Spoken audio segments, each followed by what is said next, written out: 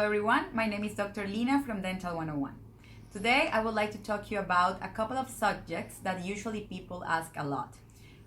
People tend to miss things regarding caries risk assessment and also tend to miss things that are included in the periodontal disease management or treatment planning. It is very important for everyone out there and for all the candidates to understand that TG should be your Bible, the thing that guides you in order to tackle every single thing that you need to say in an OSCE. So if, for example, we take a caries case, we know there's a lot of things to say, and usually people struggle on how to start those cases regarding caries. So the first thing that I'm going to tell you is, remember, TG is your Bible, and when you go to TG and you take a look in the chapter about dental caries or dental decay, you will find a couple of pointers that you cannot miss. If you have that in your mind, you'll be good in your case. So if we go back to TG, in order to do the individual caries risk assessment, you will need to tackle a couple of things, such as diet, plaque, amount and composition, saliva composition, and tooth resistance. So if I want to put that in layman terms for a patient or for an examiner in this case, we would like to ask about the diet. We would like to introduce a little bit about the diet chart, just to tell the patient that it is important to understand that decay is not something that happens just because one factor. Usually it's a combination of different factors, and diet is very important. So you would like to introduce that subject to the examiner, show the examiner that you are aware of the importance on the diet in the progression of decay, and why not, try to propose to that examiner a diet chart. Then we have the plaque, amount and composition of the plaque. So the composition is going to be directly related to the diet. So if you are already talking about the diet, you are tackling that subject as well. Regarding the amount of plaque, that is going to be in direct relation with the oral hygiene practices that the patient has, brushing and flossing obviously, and also with the amount of saliva in the mouth. Remember that if we don't have enough saliva, plaque tends to accumulate a little bit more around the teeth. That led us to the next subject or the next point, which is saliva. So you would like to ask the patient about dry mouth, sensation of dry mouth, if the patient thinks that is waking up with a lot of dryness in the mouth, or if there's any moments during a particular day or the day that the patient is experiencing a lot of dry mouth. That's another thing that you need to bring in there. Drinking enough tap water, making emphasis on the importance of the fluoride content on the tap water. And last but not least, tooth resistance. Again, tap water and brushing, because remember that the amount of time that the patient is exposed to fluoride, it is very important. So brushing, not only how many times the patient is doing it, but for how long. 2 minutes, it is important to stress that to the patient, because the amount of time that the fluoride is in contact with the teeth is what makes the fluoride important.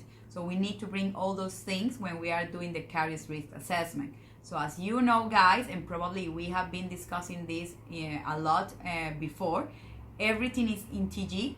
You don't need to make up things. You don't need to go and look somewhere else for the information. If you need to tackle firsthand your caries cases in a very good and very thoughtful manner, just refer to TG. Remember, you will have your TG when you are having the 3-minute reading time. So if there's anything that you think that you are forgetting, just go back there, revise quickly the information, and incorporate that into your OSCE.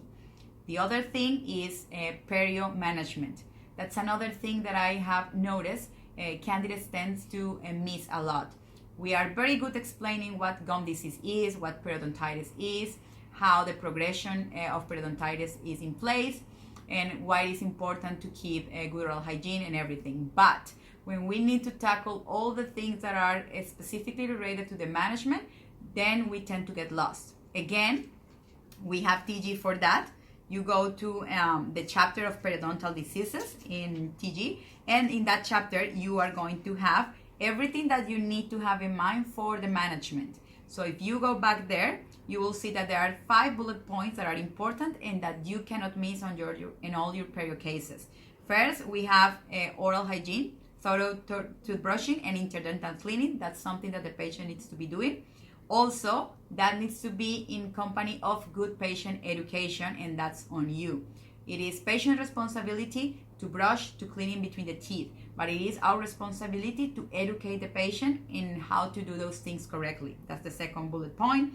And then we have the third bullet point that is also on us, which is the removal of calculus plaque, even if it is supragingival or subgingival, which lead us to the fourth one, which is root planning, planning of the roots. Usually that is done under local anesthetic, so you can explain that to the patient as well, if times permit, of course. And then the last bullet point that is included in the periodontal management in here is periodontal surgery or mucogingival surgery, which is not necessarily something that you need to offer to every single patient, but if the patient is struggling with big recessions, severe recession, probably you would like to introduce the subject of periodontal surgery in there as one of the options that the patient can have. So basically, to summarize, when you are struggling on how to assess caries, go back to TG. When you are struggling on how to bring the subject of management of periodontal disease, go back to TG. So I know it sounds quite obvious, but we tend to overlook those things, and you already have the information at hand. I hope this video is useful for everyone, and I wish you good luck on the exams.